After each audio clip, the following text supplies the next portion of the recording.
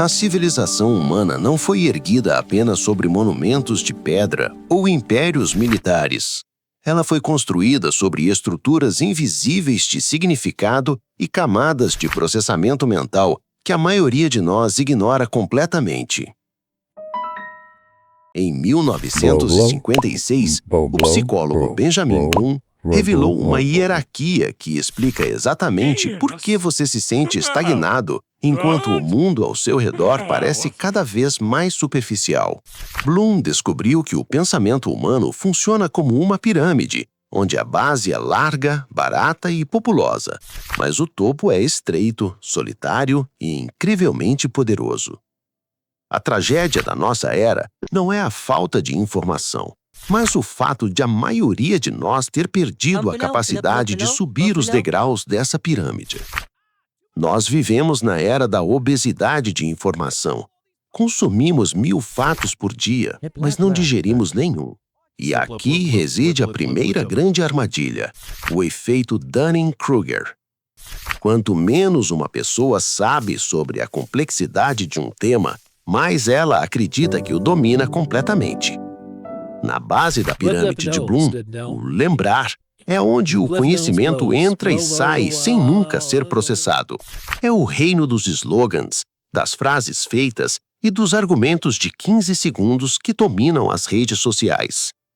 Quem está preso aqui não tem uma mente, tem apenas um eco de vozes alheias. Estamos sofrendo de obesidade de informação. Consumimos 1000 fatos por dia, mas não digerimos nenhum. Quanto menos uma pessoa sabe sobre a complexidade de um tema, mais ela acredita que o domina completamente. Na base da pirâmide de Bloom, a ignorância não é apenas falta de dados, é a convicção absoluta de que o nível 1 é, na verdade, o topo. Aqui a curiosidade morre, porque o cérebro acredita que já tem todas as respostas que importam. Apenas um nível acima, encontramos a compreensão, a capacidade de explicar uma ideia pelas suas próprias palavras. Mas cuidado, este é um dos degraus mais perigosos, porque cria a ilusão de competência. O físico Richard Feynman dizia que o primeiro princípio é que não se deve se enganar a si mesmo, e você é a pessoa mais fácil de enganar. Muitos acreditam que entendem um tema complexo só porque conseguem repetir sua definição técnica. Mas a verdade desmorona-se assim que a realidade introduz uma nuance. É aqui que vivem os pseudo-intelectuais da internet. Pessoas cujas ideias só funcionam em extremos e colapsam diante de qualquer complexidade. À medida que subimos para o nível da aplicação, a multidão começa a diminuir drasticamente. Aplicar o conhecimento no mundo real gera atrito, gera erro e exige o que chamamos de resistência cognitiva. É a diferença entre saber a teoria da física e construir uma ponte que não caia. Mas o verdadeiro salto evolutivo acontece no quarto nível, a análise. Analisar não é apenas ver o que está escrito, é desmontar a ideia como um engenheiro desmonta uma máquina, para entender como as engrenagens funcionam. É procurar as contradições, as suposições ocultas e os padrões que se repetem abaixo da superfície. Neste estágio, você começa a perceber o código da Matrix. Você vê os fios que movem as marionetes sociais. No entanto, existe um fenômeno psicológico terrível chamado hipótese do esforço mal interpretado. Quando o pensamento deixa de ser suave e sem esforço, a maioria das pessoas assume que não é inteligente o suficiente. Elas sentem a dor do sistema 2 a queimar calorias e interpretam esse desconforto como um sinal de falha. Mas a tribo sabe a verdade. Esse ardor mental é o sinal de que você está a crescer. A dificuldade é a porta de entrada para a inteligência. Existe também o abismo da identidade, que atua como uma gravidade puxando-nos de volta para a base da pirâmide. O antropólogo Robin Dunbar sugere que o nosso cérebro foi moldado para viver em tribos pequenas, onde a sobrevivência dependia da concordância absoluta com o grupo. Hoje, questionar uma ideia da sua tribo digital não é apenas um exercício intelectual. O seu cérebro processa isso como uma ameaça à sua sobrevivência social. A amígdala, o centro do medo no seu cérebro, é ativada quando você encontra uma informação que contradiz a sua identidade.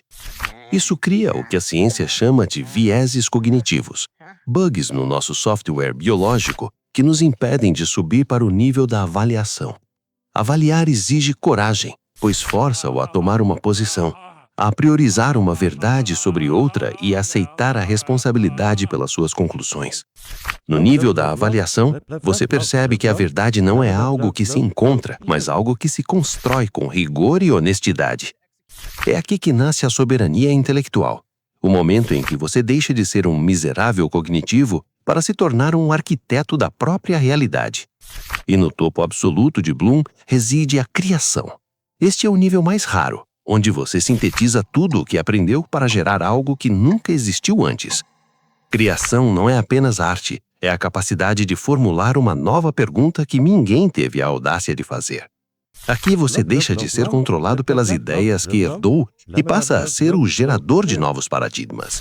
Contudo, existe um nível 7 que Bloom apenas sugeriu e que a ciência moderna chama de metacognição. Metacognição é a capacidade de observar o seu próprio pensamento como se fosse um espectador externo. É como fazer o debunk da sua própria mente em tempo real, identificando gatilhos emocionais e preconceitos antes que eles controlem suas ações. É a consciência plena aplicada ao intelecto.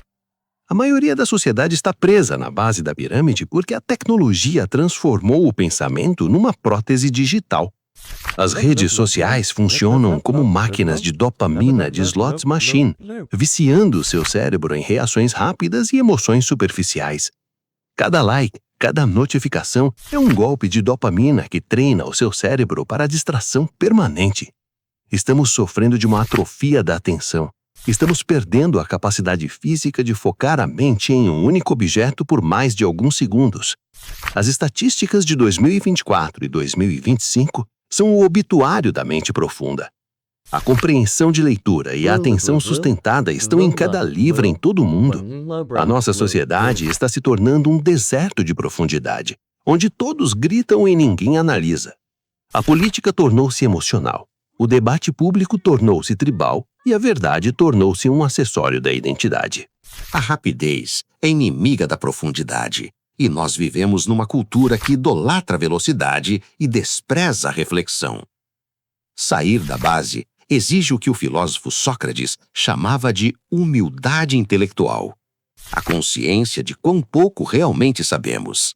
Exige que você aceite a solidão do pensador. O fato de que, quanto mais alto você sobe na pirâmide, menos pessoas haverá para conversar sobre o que você vê lá de cima. Exige paciência intelectual. A capacidade de sentar com uma ideia complexa durante horas ou dias, sem a necessidade neurótica de ter uma opinião imediata. Exige que você resgate o seu sistema recompensador das mãos dos algoritmos. Subir exige silêncio num mundo barulhento. Exige tempo num mundo obcecado pela produtividade vazia. Num mundo que lucra com a sua distração e com a sua superficialidade, o ato de pensar profundamente tornou-se a forma mais radical de rebeldia. A pirâmide não é uma escada que você sobe uma vez e pronto. É uma prática diária.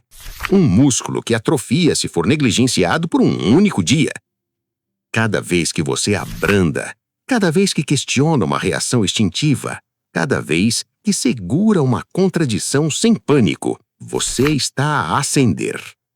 O topo não é para os gênios, é para os persistentes, para aqueles que têm a coragem de enfrentar o cansaço de serem lúcidos. Se você sente que a sua mente procura essa profundidade, enquanto o resto do mundo flutua na superfície, você não está sozinho.